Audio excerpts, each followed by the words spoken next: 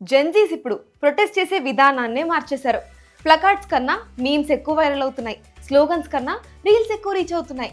ఒకప్పుడు ప్రొటెస్ట్ అంటే ఏంటి? రోడ్డు మీద ర్యాలీలు, న్యూస్ పేపర్లో హెడ్లైన్స్, పోస్టర్లు, టీవీ డిబేట్లు.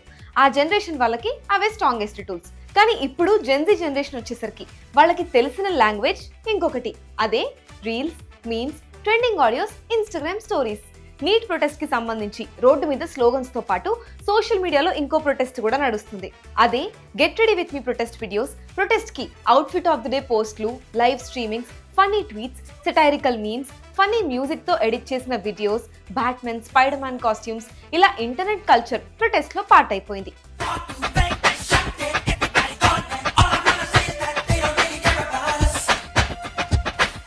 ఇక్కడ 2 టైప్స్ ఆఫ్ ఒపీనియన్స్ ఉన్నాయి. ఒకవైపు ఇంత సీరియస్ ఇష్యూని ఇలా ప్రెజెంట్ చేయడం కరెక్ట్ కాదు అని, దీనివల్ల ఇష్యూ సీరియస్నెస్ తగ్గిపోతుంది అని.